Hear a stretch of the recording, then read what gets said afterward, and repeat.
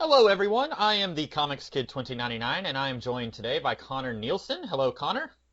Hello, Comics Kid. And today, Connor and I are going to talk about the movie Logan. This is the third solo Wolverine movie and the 10th X-Men movie overall. And this is an R-rated movie, and it is about Logan, Wolverine, played by Hugh Jackman, near the end of his life in the year 2029. And he is more or less accidentally thrust into this adventure that he didn't really want to be part of, and then we get to see lots of hijinks, lots of swear words, lots of blood, all around what you would expect to see in a futuristic superhero western movie, I guess. So Connor, what do you think about this movie? Okay, this movie is great. I think this is a high quality, expert caliber film. Like this is a movie. Mhm. Um, but I don't want to I feel like this movie is a movie that deserves to be have praise heaped on it. But I feel weird heaping praise on it because it's not a film of spectacle. It's not something that is meant to trigger all the emotions. It's not catering to the audience. Um, and I feel like kind of it doesn't. It's a very different movie than something like the Lego Batman movie or a lot of the Marvel films, where those are ones that are trying to entertain its audience and they're there for the spectacle and the entertainment value. This one, James Mangold and Hugh Jackman made a movie together, and they just hoped people liked it. And they made a movie that I feel is in its narrative, in its tone, in its themes, it is so true to this character uh, that I can't imagine a more perfect Wolverine movie. And now I'm saying that not like Wolverine the character specifically. This I'm saying Wolverine Hugh Jackman's interpretation of this character. Mhm. This interpretation has legacy to it. It has, I would say, a cinematic historical meaning to it. I think it's an important performance in a very inconsistent franchise. Yes. We can all agree that this is like that Patrick Stewart and Hugh Jackman, they have history and they are constants throughout. I think we can all agree that they've always been good in these roles. Yeah. And yeah, it was a very fitting way to say goodbye to these characters, and I'm glad it got made. And a part of me wishes this was just the end of Fox's X-Men franchise, Oh. because it started with them, and now this is the end, and it kind of ended with them. But at the same time, there's I know they won't stop making it. I hope they continue on with the New Mutants. I really like X-23 in this movie. But I thought this was a great film, and I will buy it and I will watch it. And as of right now, it is I think the movie to beat. Which is funny because if you ask me what I think of John Wick Chapter Two, I'd be like, "Oh my god, that movie's amazing! It's so good." But this is one where it's I don't. It's weird because I almost feel like this movie is in my head. Okay, I'm going to sound really weird when I say this, but I feel like this movie's like a person, right? Mhm. And like it's a if this movie were a person, it would be the character of Logan, and I don't think Logan's the kind of person that would want to be praised and idolized and loved. You know what I mean? Right. So it's I respect this person and I think this person is great, but I'm not going to go to everyone I know and say this is a person you have to meet all the time. Mhm. So that's a weird way of putting it, but I think this movie is great. I almost want to stroke my beard and say, yes, this is a film. So yeah, I thought it was great. It's the movie to beat for me this year. What did you think of this movie, Comics Kid? I think that I think you and I more or less agree. I think it's a very good movie. A lot of people have been saying it's the best X-Men film, and I'm trying to think of how to argue with that, and I just can't do it. Because technically, this is a great film. I don't have a whole lot of problems with it. Some of my biggest issues with this movie are what you already touched on, in that it's part of a very inconsistent franchise, and I'll talk more about that later. But I think that this is technically a very good movie. I don't think that it's the movie that I'm going to rewatch a whole lot of times. You and I have talked about Jessica Jones and how you really love Jessica Jones, and I liked it okay, but I'm never going to rewatch that series because it is so sad. The subject matter is so heavy, and it gets me really down in the dumps every time I watch it. And I want to have fun and enjoy myself when I watch TV and movies. And that's the same thing that I had with Logan, in that this movie is really dark, and not like physically dark. Most of the movie is set during the daytime, but it's just so down in the dumps, and it gets you there. And it's not a movie that I'm going to rewatch a whole bunch of times, but it is deserving of most of the praise that it's getting. But I would say that many of the other X-Men movies, even movies that I would say they are not as good of a film as this one, I will watch more in the future than I will this movie, if that makes any sense. Like X-Men Apocalypse, that has more issues with it and more problems with it, and on a scale of 1 to 10, I would rate it lower than Logan, but I will rewatch that movie more because I had more fun watching it. I get that. Yeah. Um, I, Um, no, I agree. Like I think if you want to get down to being as objective as possible, mhm. I would say this is probably the best of the Fox's X-Men movies. I think time will only tell. You know, over time we'll see. I don't want to just like jump the gun and say right after seeing it, this is the best. Mhm. But I think over time this will be kind of remembered as like the best one. But I still think my favorite is Days of Future Past, which is a movie I know you don't particularly care for. Right, you and I kind Um, of are on different sides of that one. And it's impossible for me to be objective. Once upon a time, I could be objective about some of the movies, but like I understand that First Class has problems, X-Men Apocalypse has plenty of problems, but those are movies that I really love, and the first two X-Men movies I really love, and they're movies that have issues, but I can't put aside my love for those movies and look at them objectively. Even when I say like, yep, this is a problem with that movie, this is a movie that doesn't have as many issues, but I don't have the same love for it. And I don't think it's just that it gets me really sad and it's not fun to watch. I don't think it's just that. I'm not really sure what it is about this movie that makes it difficult for me to say that it's the best X-Men movie. I don't think that there is an X-Men movie that is any better than this one, although I haven't seen Deadpool. And I never will. But I don't think that there's one that's any better than this movie, but I don't know if I can just come right out and say that it's the best one either. I get that. So this movie is a Western. Mhm. That's what it is. Are you necessarily a fan of Westerns in general or not? Not really. I usually find them to be kind of dull, and I think that's just because of the color palette. You look at most westerns, and it's predominantly dull browns, and that's just really hard to watch for 2 hours. And so, like, that's something that I just need to get past because I know there are some really excellent westerns out there, and in a lot of ways, the western genre was kind of being formulated at the same time as the superhero genre in the 20th century. And I really need to look more into westerns because I'm a huge fan of superheroes, and there's some similar tropes in both genres. You've got, the guys in white hats and the guys in black hats, and then over the years you kind of had a blending of those hats, and then you had anti-heroes, and you had that same kind of trajectory in superhero comics. And I really do need to be more familiar with westerns, other than what I am, because most of the time the extent of my knowledge of westerns is, I don't know, Serenity and Firefly, which is a sci-fi western, and that's not really a full-blown western. Yeah, I get that. This movie, I think, remind to compare this movie to something else. This reminded me the most of the recent movie Hell or High Water, which was nominated for Best Picture, Best Screenplay, and Best Supporting Actor at the Oscars Uh-huh. this last year. It was my third favorite movie of last year. I thought it was the best movie that was nominated for Best Picture. Um, and the way it reminds me of that is, tonally speaking, it's very similar. Uh, the color palette is very similar. It's a very dry movie that uh, gets in has it doesn't really have any gimmick to it or any funny business or any sort of like twists and turns. It's just a movie that is straightforward. It gets in, gets the job done, and gets out. Hmm. And this is a much longer film, and I think in some ways like a more layered film.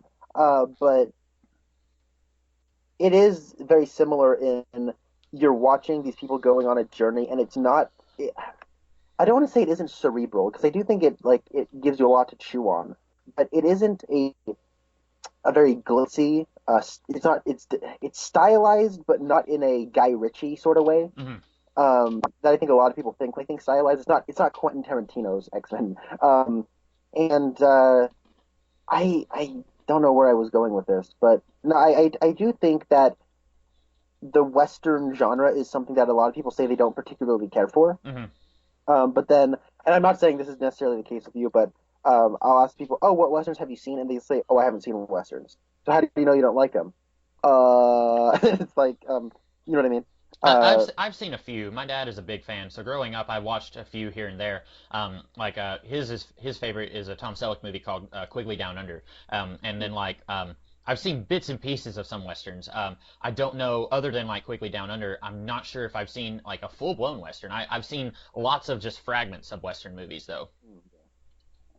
and I'm not going to be a person who claims to know a whole lot about westerns. I think actually in like if you had to break down my experience with each of the genres, Hmm. like I think I actually have more experience with musicals than westerns. Okay. Which is like crazy because I've only watched a handful of musicals. It's like I've only seen like two or three. I've only seen like two honest to God westerns. Like I've seen High Noon. I like High Noon a lot. Hmm. I've seen The Magnificent Seven. Really good movie. But like most westerns I've seen have been like neo westerns that are more like crime movies. Hmm. Like I've seen No Country for Old Men. I mean, technically I've seen that movie. I don't really feel like I have seen that movie, but um, I've seen Hell or High Water. I've seen Rango. Like those are all kind of like neo westerns, like that are blending with some kind of other genre. Hmm. So, but I do think this is like probably the closest to a western like you get nowadays without it being like the Antoine Fuqua's remake of The Magnificent Seven. Right.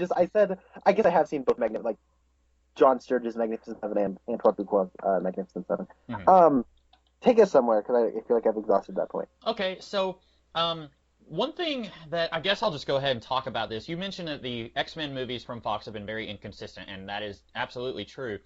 Ever since Days of Future Past, I've been having problems with just how these movies do not fit together. And there were inconsistencies before Days of Future Past, but I was always able to kind of rationalize how they worked in my mind. Like, for example, Patrick Stewart shows up in X-Men Origins Wolverine, and he says, "Hey kids, come on, let's get to the X-plane over here. I'm going to rescue you from this mad science lab." And he's walking, but then in X-Men First Class, he's crippled. And so my rationale for that was, okay, he's casting a hologram using his telepathy, and that's what they're all seeing, and he's actually on the plane and he's in a wheelchair. Like stuff like that is a problem and it's an inconsistency with a movie, but I was always able to find ways to make it work in my mind. But then after Days of Future Past, where I was expecting that movie to be kind of like the 2009 Star Trek movie where it would say the previous timeline happened, but now here's a new timeline starting in 1974 or 5, whatever.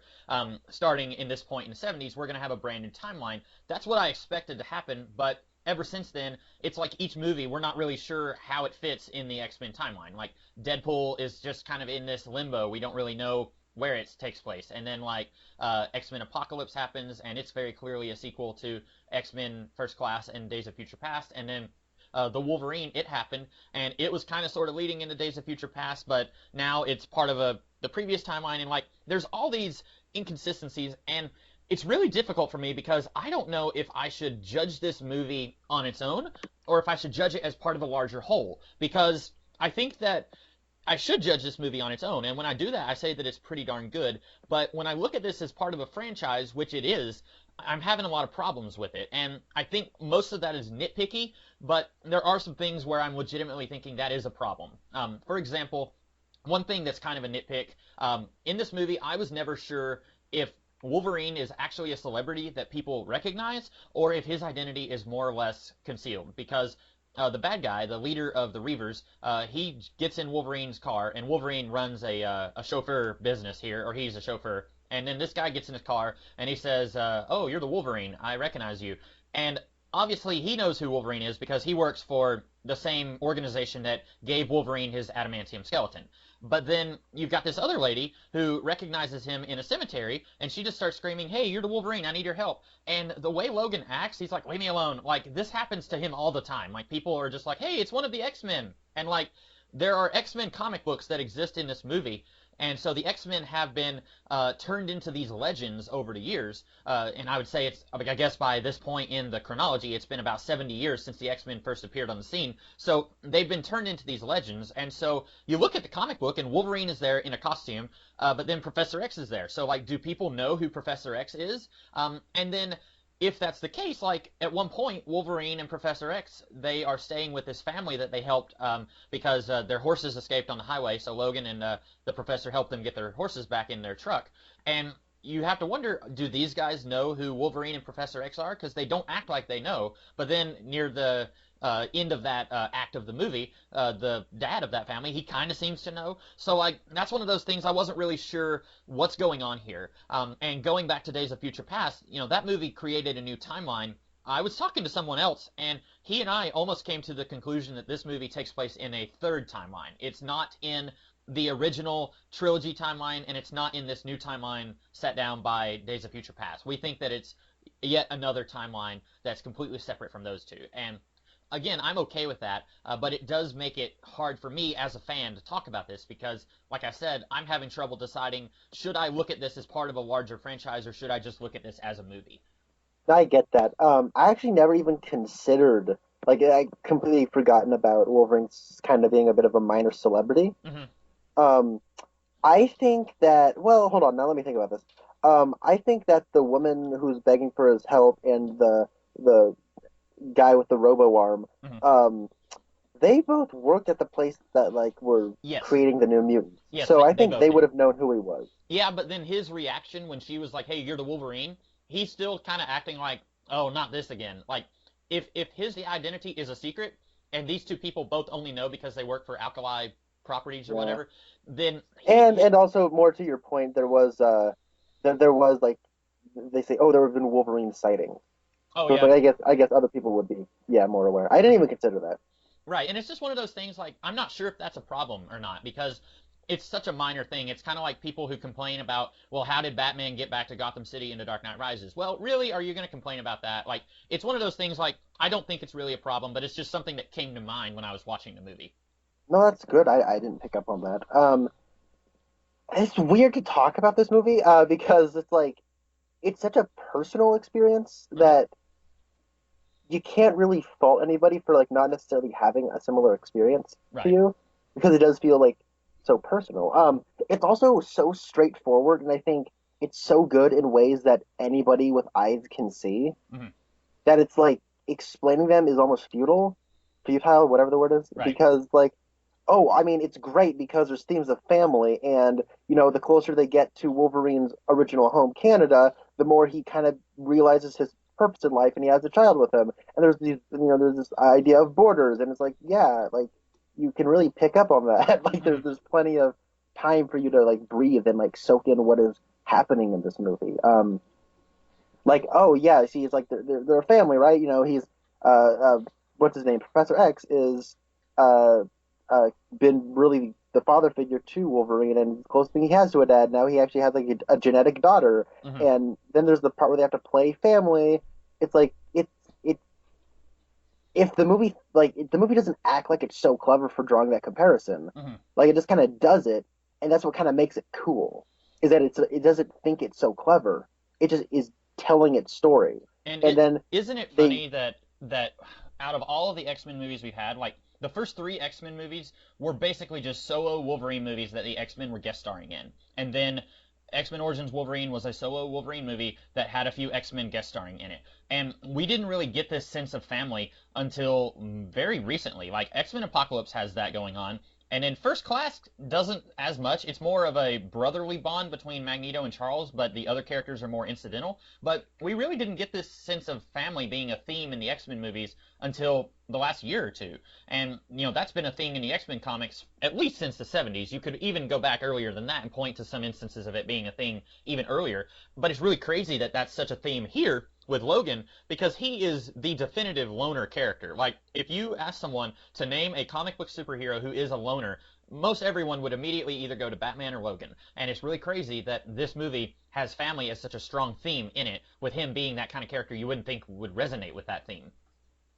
right. And then there's like the whole part where they actually meet up with a family and like Hmm. spend have dinner and are going to spend the night with a family, and it's Hmm. like all of that, and you see them experiencing life and everything, and then it's not like Professor X. He doesn't have this big speech about it. He just says, "Hey, this is what life is supposed to feel like," Hmm. and that's his line. Like it's so not flashy, and it's like I'd say this is like the antithesis of something like Batman versus Superman, where that was a movie that thinks it is so smart, and it will just go on and on and on like these philosophical ramblings and just like pseudo political ramblings, and it's like it thinks it's so clever drawing all this stuff, and it's so far up its own butt crack with its spectacle, and it's like this movie is so sobering and not pretentious. It like I feel like I'm just watching people just go on a journey, and that's awesome. And I am not above like spectacle, and I'm not above getting swept away. Like Sing Street, I think is one of the best movies ever made, and that is a movie that is all about kind of getting you into like this fairy tale state of mind. Also, Like kind in of that, sort of a musical. it is a musical, yeah, yeah. Um, I would say it is a musical. Yeah. Music is like I mean, it's more integrated than I mean, it's integrated into grounded reality Yeah, it's as not opposed it's to not something like like The Sound of Music where they just burst into song. Like it's a little bit more subtle than that. But yeah. yeah, yeah. But no, I mean, yeah, like Everybody Wants Some is my second favorite movie last year, and that's just a party movie. Hmm. I mean, there's more going on to that movie when you get to the end, but like I'm not above like stuff like Batman versus Superman tries to be, Yeah. right? Like Dark Knight Rises is my favorite of the Dark Knight trilogy because I get swept up in the spectacle of that movie and the way it's made. Hmm. But this is something like that is like the antithesis of that, and I really like that there's room for this movie. You know what I mean? Like Hmm. we can have both, and we haven't really explored this side of the superhero subgenre all that much on film. I mean, sure, we have like Road to Perdition is technically a comic book movie. A Hmm. History of Violence is technically a comic book movie. But as far as like big in the franchise era of superhero movies, uh, I would like I really like Iron Man 3 because it's the closest to Arturist cinema that the Marvel Studios movies have ever gotten to. Hmm. And in a lot of ways, like I feel like Fox really learned their lesson, after the behemoth disaster that was Fantastic Four, and X-Men Origins Wolverine, and like there's a couple others in there where it was just like they would slap around the directors Hmm. and like really say the studio's in charge here, and we got like dud after dud. And after the lukewarm reception that was of X-Men Apocalypse, right? That I mean, whether you like that movie or not, I'm kind of in the middle on that movie. Depending on what mood I'm in, I can either like kind of bash that movie for its stupidness or kind of praise that movie for some of the clever stuff that's going on. But that is a movie that Bryan Singer, of all of his four X-Men movies, he probably had the least control over X-Men Apocalypse. That Hmm. was more of a studio thing, and that's sandwiched in between Deadpool, where they really let Ryan Reynolds and Tim Miller do what they wanted to do on that movie, and Logan, where they really let uh, James Mangold and Hugh Jackman do what they wanted to do on that movie. And so I think X Men Apocalypse was kind of the dying shot of like Fox controlling the products and just kind of letting filmmakers be filmmakers And that's and having why. Oh, go ahead. and I'm just saying and having trust. And that's why it's so hard for me to complain about the consistencies, and I will complain about that a little bit more later, but like, it's hard for me to take those complaints seriously because back when I was not much of a fan of the Marvel Studio stuff, and I will say over the last year I've become more of a fan, but back when I was very willing and able to bash the Marvel Studios movies, my big complaint was that it didn't so much feel like the directors and the writers and everyone involved really had much control in the movie they were making. It felt like the studio was just churning out movies on an assembly line. And I think to a point that's still kind of true. I can point Yeah, to a dozen different examples in the Marvel Studios stuff where somebody left a movie because of creative differences. And you have to wonder when a dozen, 2 dozen people all leave because of creative differences, is it all their fault or is it the studio that they're working with? And I think that I like that Fox is letting people do what they want to do. Like you said, Tim Miller and James Mangold are getting to do the movies that they want to do. X-Men The Last Stand, which is one of the worst X-Men movies that we have, part of the reason that it's so bad is because the studio couldn't let the creators create a movie.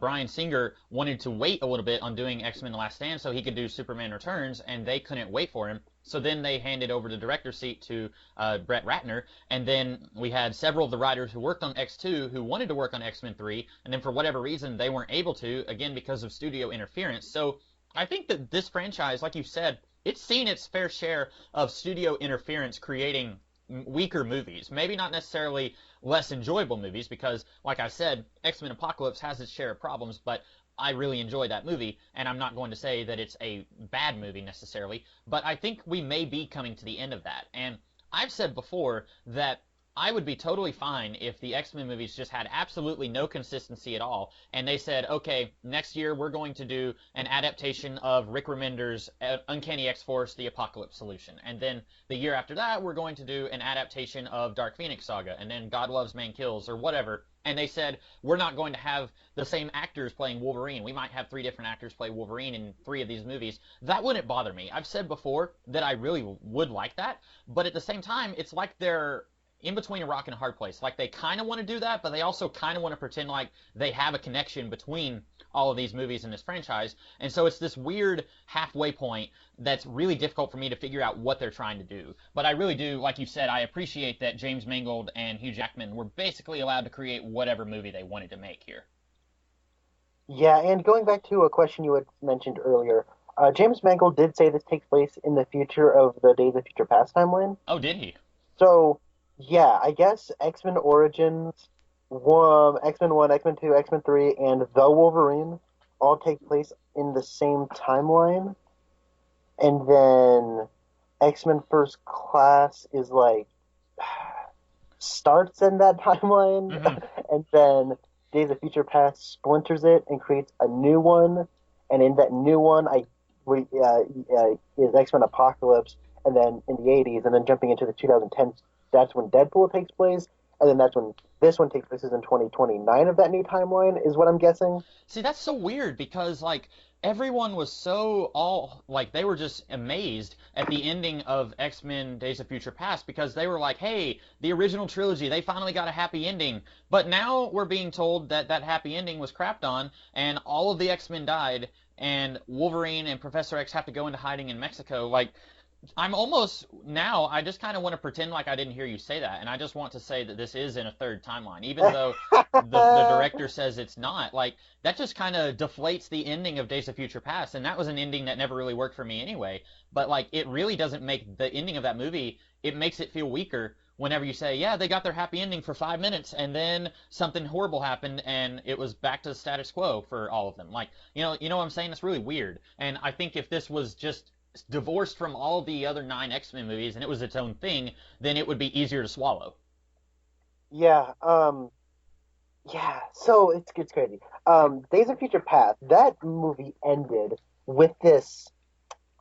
It ended with this sense of we're in the driver's seat now. We got a plan. It ended with confidence. Sorry, I don't. I know, I know. It ended with confidence, and it only took 2 years for everyone to realize they had no clue what they were doing. Do you remember hearing Mark Miller say that he had talked to somebody? I don't remember if it was Simon Kinberg. He had talked to someone working at Fox, and it was like Mark Miller was basically like the Kevin Feige of Fox Studios, sort of. Like, that was kind of the impression I was getting.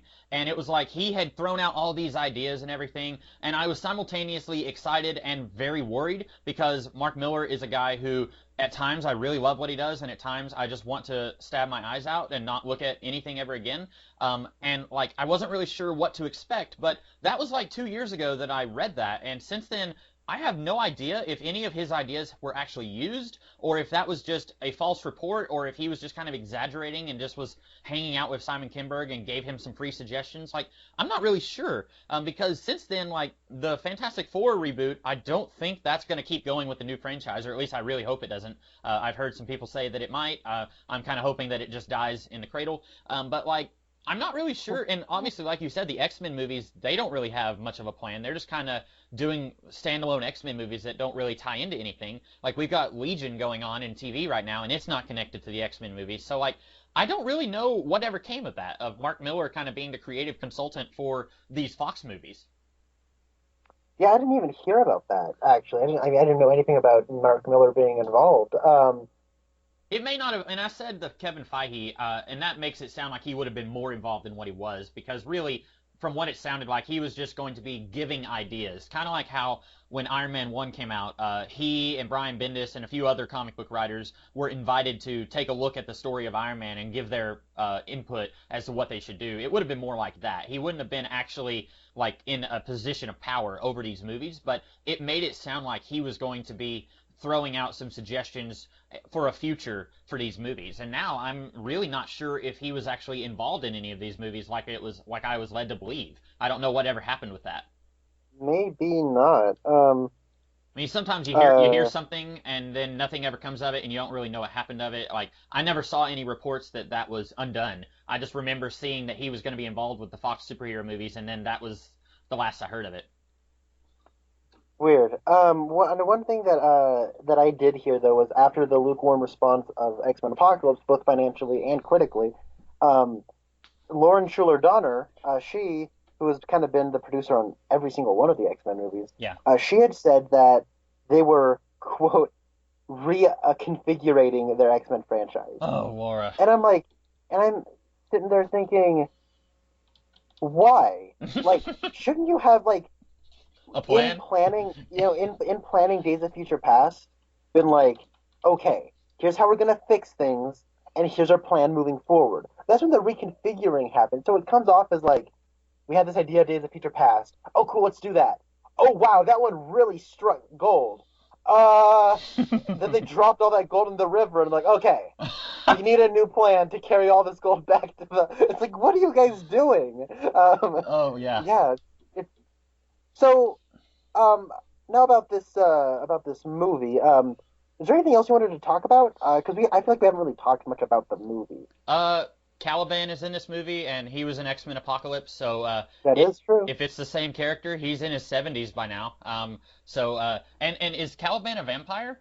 Because like they open a window and they're letting sunlight hit him, and like his skin is smoking, and like he's burning up like a vampire. And in the comics, he's not a vampire. He lives underground, but he's not like sunlight is not deadly to him. And so I thought that was amusing. And again, it's like that's about the extent of my complaints in this movie, like silly things like that are not really deal breakers for the movie. It's just something silly like you can watch X-Men Apocalypse and you can say, "Hey, there's a bald guy there who works with Psylocke." And then you can watch this movie and you can say, "Hey, there's a bald guy who works with Professor X and Wolverine." And like, it doesn't really have to be the same character. It could be. Maybe he is the same character and he is in his 70s. I don't know. But yeah. Um, let's talk about. And he somehow developed a British accent and looks like Stephen Merchant. Yeah. That's kind of like oh, what's her face in Star Trek? The girl from Wrath of Khan and Into Oh, Darkness. Savik. Yeah, Savik. yeah, yeah. Or, no, no, not Savik. Oh man, it's Kirk's baby mama. I cannot for the life of me. Carol Marcus. Carol Oh, Marcus. Carol Marcus. How in the original timeline, Carol Marcus is American, and then in the new timeline, Carol Marcus's dad is American, but she inexplicably has a British accent. Oh, that's right. Yeah. Um. Anyway, so this movie. Oh, I have one more complaint, and then that's literally all the complaints I have. So the bad guy, the big evil mad scientist guy, at one point he's talking to Logan, and this is like near the end of the movie, and he says something like, "Do you know who I am?" And Logan says, "Yeah, you're the guy who put this poison in me," or no, you're the son of the guy who put this poison in me, or something like that. And he says, "Yes, I am." And this mad scientist's name is Dr. Xander Rice. Okay, Dr. Xander Rice is the son of who? That's what I want to know because it was Stryker who put the adamantium in Wolverine. And it wouldn't be a big deal if Stryker was only in one X-Men movie and they didn't make a big deal about his origin, but he's been in like half of the X-Men movies that we've had, and they've made a big deal about Wolverine's origin in like half of the X-Men movies that we've had. So it's really weird to me that suddenly we've got this Xander Rice guy who I guess is Stryker's son that we never heard about, and like, or maybe he's the son of one of the scientists who worked under Stryker, and if that's the case, we never heard of a Dr. Rice in any of the other movies. Like, that's one of those things where I wish that this mad scientist guy was just his own character. Like, he didn't have to be related to someone who worked on the Weapon X program in the 70s or 80s. Like, and that was really Yeah. strange to me that they were like, yeah, he's the son of that one guy, and he killed all the mutants in some vague event that we're not going to explain. And I was just thinking, like, yeah, we want him to be the bad guy, but he doesn't have to be connected to all of these other events in this timeline. Yeah, I had something in mind to respond with, but I think I forgot. Oh, Um, but I agree. It's I mean, could it be related to the weird stuff that happened in The Wolverine? But now that isn't canon anymore, so I don't yeah, it is so know. strange when you were talking about which movies were in each timeline. Like, it's so weird. Like, in 5 years, when they're going to try and market these movies as the Wolverine trilogy, it's going to be so strange that two of the movies are set in the same timeline, and one of them is set in a different timeline, and two of them are by the same director, and one of them is by a different director. Like that is so Yeah, bizarre to me. and it's funny because this really does connect. This makes the dumbest thing about X Men Origins Wolverine. Well, one of the dumbest things about Oh, X the Men Origins adamantium Wolverine. bullet. Yeah, Oh like man, it makes it cool. Like it works a little better. In X-Men Origins Wolverine, the adamantium bullet magically takes away your memories. Here, it just kills you, and I think that makes a little bit more sense. yeah, I mean, you and I, our skulls are not covered in adamantium, so if somebody created a bullet made out of bone, it would kill us. It wouldn't just take away our memories. So, like, I think that makes a little bit more sense here than it did in X-Men Origins Wolverine. yeah. Um, so yeah, I thought that was all neat. But yeah, judging this as like the Wolverine trilogy is going to be strange Hmm. to be sure. Um, what what else? Like it's weird. Like there's a lot that's happening in this movie, but I don't know how to talk about it. Hmm. Yeah. I will say I don't know how much research you did for this movie. Basically, I had seen one trailer for this movie before watching it. It was the one I don't know how many trailers they did, but it had Johnny Cash's Hurt, and I'm sure there were other trailers that they did, but that was the one I saw. So like I knew there was a guy with a robot hand. I knew that X-23 was going to be in the movie, and then I knew that Patrick Stewart's Professor X was going to be in it. I was 99% sure that Professor X was going to die in the movie. And then like watching this, it was near the end of Act One. When the Reavers were attacking at the place in Mexico where Wolverine and Professor X lived, where I was like, "Hey, the Reavers are in this movie!" Like I was legitimately surprised because in the trailers, when I saw this guy with the robot hand, I thought that he was going to be a character from the Wolverine comics called Cyber, who is this really big looking guy. He kind of looks like Bane, except he has adamantium arms.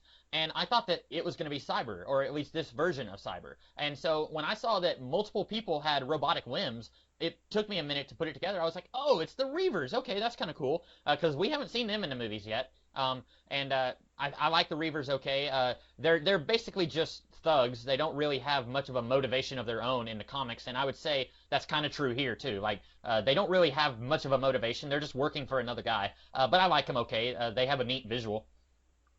Yeah, they do. Um, yeah, there's okay. I do want to talk about like that's a good segue into like the action in this movie. Uh, Um, my biggest frustration is when I hear people talking about this movie and they're like, "Oh my goodness, the action," and I'm like, "Yeah, the action's cool and all, but what makes this movie great is like the human stuff." But the action is pretty awesome though. I like the car chase at the beginning, yeah. like sorry, end of Act One car chase because it's not like a Mad Max car chase that everybody's trying to ape now. Like Fury Road was amazing; it was a great film. But ever since Fury Road, in like the year or so since that movie's been released, almost 2 years, like everyone's like, "Oh my god, we got to do the car chases," and they're pretty traditional car chases. You know what I mean? Hmm. Usually it's like one car chases the other, but this one's like in a decrepit factory area with like in pretty enclosed location, Hmm. and it's like, well, all right, we're gonna run down the fence, and then they just gotta run into it. Yeah. That was Um, great because most of the time when you see that scene happen in a movie, they would actually hit the fence and run it over, and then they would make their escape. But here, like he's going full speed towards the fence, and he just kind of gets stuck in it, and then they're coming closer and closer, and then he has to find another way out. I thought that was kind of amusing. That's not what you would expect, and that's one of the good examples of this movie, like subverting expectations. There's another moment in this movie where it subverts my expectations in a huge way, but that was a really good moment of that happening. and also like the way the they like it's a western, right? Like Hmm. with the train coming and they got to get over the tracks. Like that's with horses. Like you know what I Hmm. mean? It's the Yeah. classic western trope, and so they do a good job of blending the genre that way. And so it was a creative scene, and I think there's a lot of creativity to the action scenes. I think when Professor X is having that like brain spasm when they're in like Reno or wherever they Uh-huh. are, and he has to claw his way through the room and kill everyone in slow motion. Yeah. I thought that was cool. And like I wouldn't have thought to do an action scene inside of like the crazy like mind power that Professor X does. I thought that I think the subversion of expectations you're talking about, the X-24, when I thought he that was when he kills Professor X, I was so like, okay, so I knew, and I guess I should say now, spoilers, obviously. So I knew that Professor X was going to die, or at least I had this gut feeling that he was going to die. And then he's talking to X-24, who is an identical clone of Wolverine that was created by the mad scientist in this movie. Because X-24 walks into the room, and Professor X is sleeping on the bed, and X-23 is sleeping on the floor, and then X-24 is about to grab her and take her out of the house because the bad guys, they want X-24. She's kind of the plot MacGuffin for this whole movie to hinge on. And then Professor X is like, oh no, let her sleep for another hour. And then he's talking, and it's this nice, sweet, tender moment between Wolverine and Professor X. And holy cow, he just killed Professor X. What? yeah. And like, he just puts his hand on his chest, and then you hear the snicket, and I almost jumped out of my chair. I was like, what? No! And it's like, I knew that Professor X was going to die, but I didn't want Wolverine to kill him. And for a split second, I thought it was actually Wolverine. Like, Me too. I was thinking like Logan is like fulfilling some weird twisted friend contract that these two have, kind of like Snape and Dumbledore, where it's like, if I ever get to a point where I can't control my powers, Logan, I want you to kill me, or something like that. And then Logan has just been putting it off, and finally he does it. And I was like, no, that's not what I want Wolverine to do. And then when I saw the mad scientists in the lab, or in the van, and they could look through cameras, I was like, oh, thank goodness, it's just a bad guy. And then we see Wolverine outside, like, toweling off because he was helping the dad in that family. And I was like, oh, thank goodness. Like, I know Professor X isn't going to make it out of this scene alive, but at least it wasn't Wolverine. Like, I really couldn't stand to see that happen. Yeah, I'm with you. It was heartbreaking. Mm-hmm. And this movie is in a lot of ways it's really heartbreaking from the beginning, where when Professor X says, "I always know it's you, I just don't always recognize you." Yeah. Like that's a really sad line. And it has more meaning after that scene. I didn't even realize that because he sees this guy who looks like Wolverine and he recognizes him, but it's not him. Like I didn't even put that Oh, together. you putting that together, like I didn't even you put that Right. together for me just now. And But then also like when Caliban says, "Oh, it's ibuprofen," or at least that's what it says on the bottle. It's like, man, right. like that's like you don't know if it actually is ibuprofen or if they're just putting that on the bottle to like, you know, not to throw you off the scent that it's a more harsh drug or what. Yeah. But it's still really kind of sad. And there's a small detail that's like just spoken in a line of dialogue, like tigers are extinct. Hmm.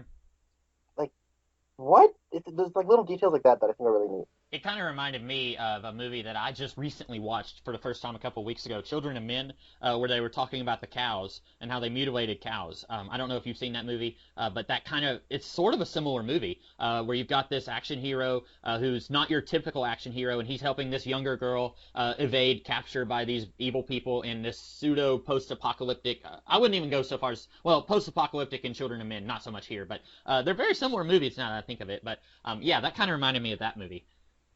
Yeah, I haven't seen that Children of Men, Oh, but okay. I have heard people draw comparisons between these two films. Oh, they have. Okay, so I'm not Yeah, wrong. It's by the same director who did Gravity, yeah, Alfonso Alphonse. Cuarón. Okay, yeah. But getting back to Logan, you were saying that there was a really heartbreaking line for you. The really heartbreaking line for me was right before X-24 stabs Professor X, when Professor X says, "This was the best night that I've had in a really long time," and then he stabs him, and like, because he's talking about, this is what a family should do. We're eating, we're having a good time, we're hanging out with these people, we're not on the run. I'm not sleeping in a giant metal tube, and then like he gets stabbed, and it's so heartbreaking, and you knew it was going to happen. And the only thing that doesn't make me like cry myself to sleep after watching this movie is that we're probably going to see Professor X again in the form of James McAvoy, and I would say there's a good chance we're going to see Wolverine again recast as someone else in an earlier point in the timeline. So it's not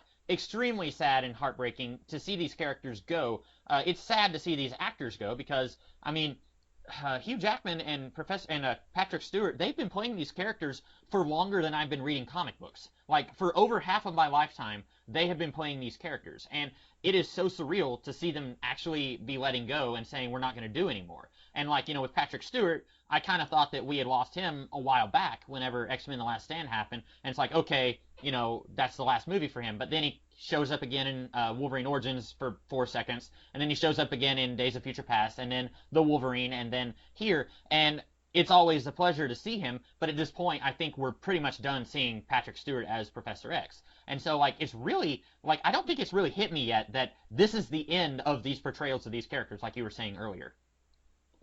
Right. Oh, it's so sad. Hmm. Like it's like I didn't get around to actually like watching any of the X-Men movies till 2014, Hmm. but like I was born in '95. I had cognitive thought. Like I can remember back when I was in Little League Soccer and saw on juice boxes like X2, X-Men United. I'm like, what was the first one? Uh-huh. And so it's like these movies have been around longer than I can remember. And Hugh Jackman and like Ian McKellen and Patrick Stewart, like these are people that when you're young, you just assume that's just the way it's always going to be. Yeah. And it's like Friends ending, right? Oh, I yeah. never thought Friends was going to end. And so it's like when it does end, it's like now what? It's like it's almost like it's like an end of an era. It's like there's an entire like capsule of time. Like this is the end of the capsule. It's hard to express, but it's really bittersweet. But I'm glad they went off on a high note, and that was something very human. I think it really got to the core of these characters, and I really like the way Professor X was handled in this movie, where when we first meet him, he's broken, Hmm.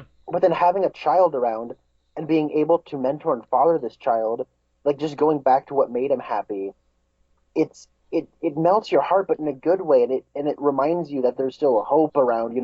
It's the classic "we need you to hope again" like Yeah. thing. It's so beautiful, and having Hugh Jackman, like he's so strung out. He looks like Mel Gibson, Hmm. like not movie Mel Gibson. He looks like regular Mel Gibson. like it's I mean it's and like the longest movie goes on, like once Professor X dies and he's kind of lost all of his hope. Hmm. Like this was the man who gave him hope, Yeah. who you know what I mean? Like, and now he has to be a dad to a child he doesn't want to be a father, and he doesn't know how to be a father, and him just like having to do it out of like some form of obligation to the memory of who this man was, because he can't say anything at his grave. He just can't bring himself to say anything, Yeah. and it's And if you think about it, if this is set in, I guess, this is up for viewer interpretation. If this was set in the original timeline, then that would mean that he has now lost Professor X twice because he watched yeah, him die in X-Men The Last Stand, which, say what you will about that movie, that's a powerful scene there. I think it is. And then, or at least it's powerful getting to see Wolverine and Storm crying. And then he loses him again here. And so he has lost the closest thing that he has to a father twice. And it's heartbreaking. Like, there are, I would say, about 80% of the things that Patrick Stewart's character says in this movie really is close to bringing me to tears. I didn't actually cry in this movie. I've seen some people say that they did. But, like, at one point when he's talking to X-23 about the movie Shane, like, you wouldn't think that that would be a sad moment. But he's like, I saw this movie when I was your age. And I was just like, oh, stop talking. I'm going to cry. It's and just, he calls it a picture. yeah, yeah. Like that's Um, what an old person would say. and then like oh, there was some other things that he was saying that just like it's really touching. Like when he's talking in Spanish to Laura and he's saying like it's the choo choo, and it's like in a way he reminds me of your grandparent who is like they still remember you, but they don't have their mind isn't what it used to be, and that's kind of what he's going for here. And like it's really sad. Like even way before he dies, like it's really sad. Yeah, Um, uh, I agree. Speaking of This Professor X, oh, go ahead.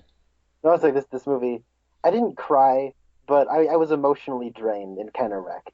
Uh-huh. Yeah, it is like, and that's what I was saying earlier. It's like this is not a movie that I'm gonna say like, hey, let's have a fun movie night with friends. Let's watch Logan. Like it's not that kind of movie. But like, speaking of Professor X, I will say one minor problem I had, and this could just be like my prudish behavior coming out, but I did think it was a little bizarre for Professor X to be such a potty mouth here because like Yeah, and I know in Days of Future Past he drops the F bomb, and to me I felt like that was warranted because in that movie it's a PG-13 rating, so you only get one F bomb, and he says it as a reaction to something that Logan did earlier, and he's saying it to this guy who is saying, hey, you got to get out of this stupor, and he's comfortable in his stupor, and so I found it believable for him to have that reaction in Days of Future Past. Here, And this is a very profane movie. Like, there is lots of foul language here. So if that kind of thing offends you, then you may want to think twice about watching this movie. And I'm not the kind of person, I'm not a potty mouth, but I will say, like, for me, it makes sense for Logan to be a potty mouth. It does not make as much sense for Professor X to be dropping as many F-bombs as he did in this movie. Like, I thought that was a little weird. I get where you're coming from, but I thought it worked because he stops after Laura comes along. Uh-huh. And then And like, Wolverine has the great line where he says, "Oh, she can kill people with her foot, but she can't hear a naughty word." I thought yeah, that was a really good line. yeah, it's like, and also like being around Logan so much has kind of turned him into one, where That's he's fair. very jaded and like he actually calls Logan a disappointment and everything. It's Yeah, yeah. yeah, that was another heartbreaking thing because it's like he's trying, Professor X. Don't say that. You're not gonna be And he's around like, the next. you're waiting for me to die. I'm like, oh my heart. Yeah, yeah. That opening act is like just scene after scene of your heart ripping in pieces. Mhm. Uh, like that opening scene is like sad. Yeah, Um, yeah. like Logan's just sleeping in his limo, and oh man, you know what? Also, um, I should probably tell this story now. I'm telling this story now because I finally have a reason to tell the story. But the I actually had to watch this movie twice. We were supposed to record this video a couple days ago actually, Hmm. and but I was supposed to see it Thursday opening night, and you were going to see it Friday afternoon, Yeah. and then we were going to talk about it Friday night after I got off work. But the the problem I had was that where I sat down to watch this movie in the biggest theater that was at my multiplex, and there were only 20 people in that theater. Two of which were my brother and I, right? Hmm. So we're sitting down, and that first scene is going on, and throughout the trailers, I'm like, okay, this is fine, like, it is what it is. And then the craziest thing happened. After the first scene, the people behind me are like, and it's like, it isn't just like a quick reaction or like a, hey, pass me some popcorn. Like, that's all to be expected, right? Right. No, it was like the most ridiculous, like, people need to learn how to whisper. Like, come on, guys. You're like talking quietly. Like, I can hear your lower register. And so I turn around and I'm like, hey guys, come on. And then they're like, what? You got a problem or something? Yeah, you guys talking is very distracting. Like, yeah, well, my girlfriend was just having to like my girlfriend had a question. I'm just explaining something to her. I'm like, it's our living room. Like, come on. Like, I'm here to watch a movie and I don't want you. And then Spencer flips out and he's like, I'm getting a manager, you idiot. And like he gets up and he leaves. And I'm just sitting there like, oh crap, this is awkward. Uh-huh. Because like I work at that theater we went to go to. And I was thinking like, okay, here's what I'm gonna do. I got my name tag in my pocket. I'm gonna like if this escalates, I'm like, all right, here's how it works. You guys shut up, I'm kicking you out. Like that's how I was planning to go about it. But Spencer like pulls the trump card. If I'm grabbing the manager, I'm like, oh, what do I do? Uh-huh. And so he comes back, and then all of a sudden, like he sits down for 2 minutes and he says, I can't watch this movie. Like I'm just not in the mood. And I'm like, oh crap. Uh-huh. And then so we get like I had like he was my ride, and Yeah. so he got up and left, but he gave me his keys, and I'm thinking, oh my goodness, Spencer's walking home, like, and it's like close to midnight, and I'm thinking, oh dear, what's gonna happen now? And so I sit down and I watch the movie all the way up to the point where, it's where Logan has his glasses on, and Professor X is like, oh, I like those, you know, they make you look young, Uh-huh. and then, it was up till that point, and then I was like, I gotta go. Like I was barely focusing on the movie, and Mhm. so, and by that point, like 3 or 4 people had their phones out. I could like, everyone was talking. It was hard to make out the movie what they were saying. So I was like, you know what? I'm cutting my losses. I gotta watch it later. Yeah. So I ended up watching it a couple of days later, like one of the first showings, and it was kind of neat though, because it's almost like this is the like. You know, Wolverine, he's a bit of a disappointing, you know, he sees his life as like a series of disappointments, right? And it's like, I watched this movie, you know, first showing on a day, in like on a weekend day, in like the theater in a corner. Like it was a pretty small theater. And so I was like, yeah, this somehow seems right, you know? Right, yeah. It kind So, of, that experience is a little bit like when I went to see X2.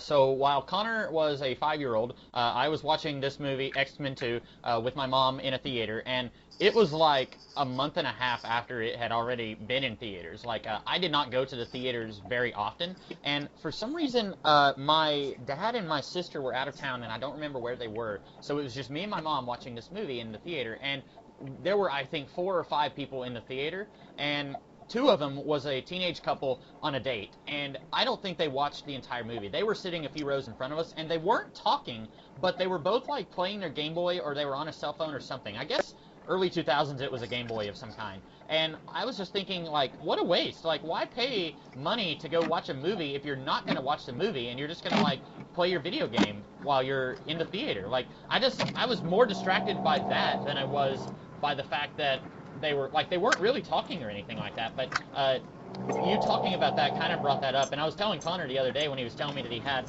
all I knew was that you had a bad experience at the theater. And I was thinking of how, like, wow, that I don't hardly ever have bad experiences at the movies, but that brought that back up. Yeah. And I was thinking about it, like, you say you rarely have bad experiences, and I often have bad experiences. And our mutual friend Rasco often has bad experiences. And I was thinking, you don't really live near a big city, right? No, I think we've talked about this off camera before, but, like, where I live is, like, a tenth of the size of Portland where Connor lives. So, like, you know, there's not, like, it's not even comparable. Like, my theater, there's 12 screens in the theater. And, like, I usually go during the day. I don't watch, like, the opening night showing of a movie. So, like, there's not as many people in the theater. Like, it was still, you know, 30 or so people in this theater that I was in, but it wasn't, like, super crowded or anything like that. Yeah. We just kind of beat around the bush on this movie. I feel like we both more or less think the same about it. I think you maybe liked it more than I did. It's not a bad movie, but was there any last thoughts that you had about the movie? I really liked it. I think it's great. It's right now it's the movie to beat for me this year, and honestly, 2017 is shaping up to be a really good year already. Like, really good. I have high hopes. A Justice League and Wonder Woman can't seem to stop this. I don't think. I don't think it'll stop this year dead in its tracks. Not even Transformers or Pirates can stop it. I think we're on a positive trajectory. And I actually think, like, I think the performances are genuinely great, and I actually think Hugh Jackman has a legitimate shot at winning at least being nominated for an Oscar for this role. Because the Academy loves them some Hugh Jackman, and this is like a role that has a legacy and some kind of cinematic importance to it. So, you know, I think maybe to a lesser degree, Patrick Stewart may, like, get consideration for Best Supporting Actor. Yeah, I think, yeah. And I don't think there's really any bad performances in this movie from the main leads, but I think that Patrick Stewart's role is maybe more noteworthy than Hugh Jackman's here. I think his performance is really outstanding in this movie. I think it's great. I think I prefer Hugh Jackman's. It's a little bit more ranged, and maybe a little bit something different than we've seen in the past. Yeah.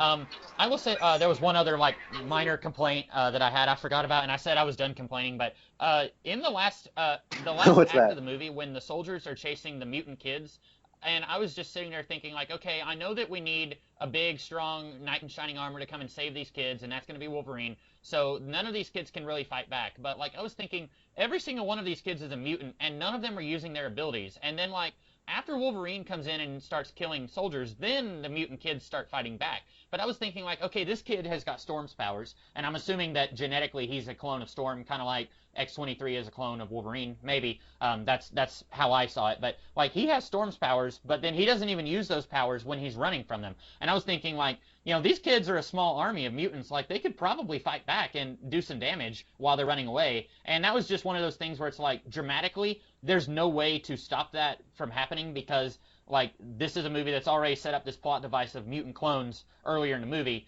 and then we've got the bad guys chasing them, and there's no way to get around that. But I just thought it was really weird when I was watching a movie. I get that. There's also that kind of, there are also kids. That's true. And there's that, like, we gotta get to the border. We gotta get to the border. One thing that I'm a little confused by is, how is the Canadian border gonna stop them? I was thinking of that earlier. I was thinking, like, okay, because in the comics and in the movies, the Weapon X program was located in Canada. So, like, if anything, you're going closer to where all of this started. Like, as Dr. Jones said in Indiana Jones, we're going into the lion's den. Like, I was with you. I was thinking that doesn't make a lot of sense. Like, what is so safe about this place they're going? Because Wolverine points out that this is just a location from a comic book. They just pulled these coordinates out of a comic book, and there's nothing inherently safe about where they're going. And then when they get there, that's just a stopping point. That's not actually the final point that they're going to. And then they say, okay, we're going to that forest over there. And I was thinking, like, okay, there's nothing inherently safe about that forest either. And then, after the bad guys are killed at the end, I'm wondering, are these kids going to be okay, or are they going to get captured by some other group of bad guys, like a few years down the road? It's interesting to think about that. Yeah. Yeah. I will say though, the final shot of this movie, I think, is perfect. Yeah. That is, it's a Western shot, it's a Wolverine shot, it's an X-Men shot. It is a perfect blending of everything that is this movie. It's it's for anyone who hasn't seen it, and I don't know why you'd be listening to this if you haven't seen it, but it's a Wolverine has died, and the kids have buried him, and then they had a little wooden cross, and then X-23 turns it over and makes it into an X, and then she walks away. And that is a really good shot. Unfortunately, my history with watching bad movies tainted it, because I was thinking of Batman vs. Superman, and I was thinking of The League of Extraordinary Gentlemen. And both of those movies end on a shot of a grave, and then it's like, dun dun dun, there's a hand about to raise up. Like, in Batman vs. Superman and in League of Extraordinary Gentlemen, we get that, where it's like, oh, they're going to be resurrected, they're going to come back. And of course, League of Extraordinary Gentlemen fortunately never had a sequel, but it was definitely hinting at that he was going to come back. And like Batman vs. Superman, we know that Superman's going to come back. And I was, like, the whole time, I was thinking, like, no, Hugh Jackman said this was his last movie. Don't bring him back. Don't have his hand reach up out of the grave. That would be so stupid. Like, I was just imagining, like, his hand reaches up out of the grave, or the claws reach up, and then in the sequel to Logan, it's like some other actor is playing Wolverine. And it's like, technically, it was Hugh Jackman's last role as Wolverine. Now it's another guy. I think... That would be horrible. I think if they do bring Wolverine back, they're going to bring him back in, like, the 1990s. Like, they'll do a sequel to X-Men Apocalypse set in the 90s, and it's going to be Wolverine, but he's going to be played by, like, Christian Kane or something like that. That would be my choice for Wolverine if they were to recast him. I would be totally fine with not recasting Wolverine, because I feel like he's kind of been at the forefront of this franchise for a really long time. I think you could do several X-Men movies with other characters in the central role and not use Wolverine. But if they are going to bring him back, I think that they could do that. They could bring him back in the 90s and just kind of throw caution to the wind as far as his timeline is concerned, like they have so far. Yeah. I also think that X-23 is going to be our Wolverine going forward. And I'm okay with that, because I think Daphne Keane, this is a great actress, and I cannot wait to see what she does later. Yeah, she's really good, and she doesn't even speak she doesn't speak at all until like 2/3 of the way into the movie. And then like 80% of her dialogue is in Spanish, but she's really selling it. Just like her look, she's really selling it. And then like, she speaks really good Spanish. I mean, better than I can. But like, there's like this one really good line she has where Wolverine says, "Everyone I care about always dies," and then she says, "Then I'll be fine." Like, that's a really good line. It's just chilling the way she delivered that. I do wish that X-23 and these other kids were introduced at an earlier point in the timeline. Like it's a way where, like, you wouldn't be able to do Wolverine's final story without setting it very far in the future like they did. But at the same time, I want to see X-23 interact with, like, Lawrence... I want to see X-23 interact with James McAvoy and Michael Fassbender and Jennifer Lawrence. I want to see her with the other X-Men characters, and for all I know, they could do that. We've had time travel. We've had Caliban show up in X-Men Apocalypse, which is set in the 80s, and then Logan, which is set in 2029. So, maybe they'll do that. But, like, I would have really loved to have seen her interact with some of the other X-Men characters if they were going to pass the torch. Because now if they want to use this actress and this character again, as far as I can tell, the only way that they could do that is if they wanted to do a movie set after the year 2029. Like, have her be a little bit older, and she's kind of leading the X-Men in the future, or this new group of X-Men.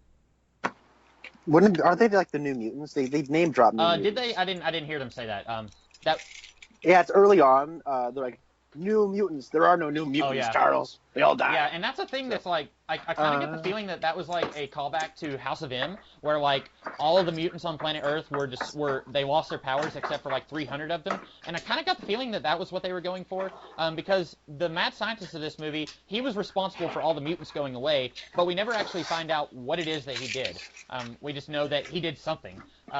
But the girl from Game of Thrones, I don't know her name, who plays Arya, I had heard that she was going to be in a New Mutants movie and that she would be playing Wolfsbane. And I don't know if that's actually going to happen or if that's just a rumor that I heard. But, like, I had heard that there was going to be a New Mutants movie.